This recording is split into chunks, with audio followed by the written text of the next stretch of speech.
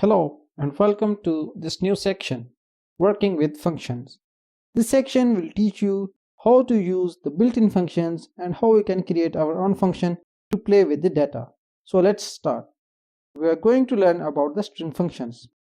For that, our learning objectives are to understand two upper function, to understand two lower function, the substring function, the replace function and split function.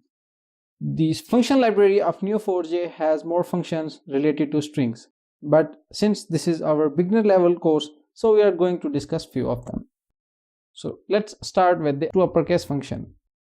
This function actually transforms the lowercase string to uppercase.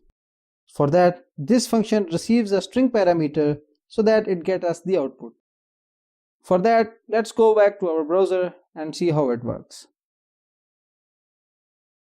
And there you see, we got the output that the names of all the students are transformed to the uppercase. Moving towards lower function, I hope you got it that it behaves opposite to that of toUpper function.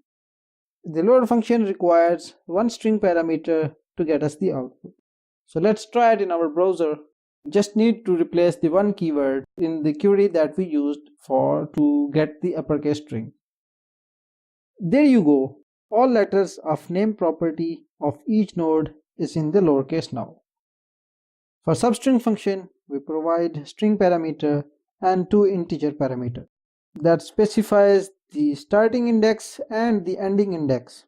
This function will return requested substring by using the mentioned indexes from that string. So let's do it in our browser for testing. And here we go. We got the names with some missing characters. This is how substring function it get us the names of the students from the first index till the fifth index. So that's it for the substring function. Now coming on to the replace function. This function is going to replace the letters from the string.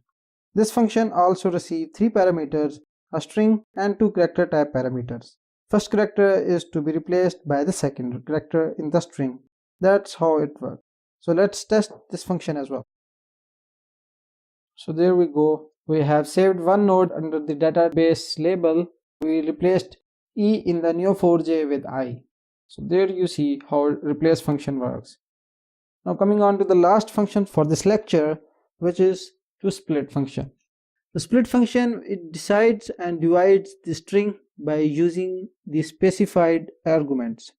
It receives the string and the second is the delimiter that it used to separate the string. So let's test it out and see how it works. And there we go. We have space in their names, first name and the second name.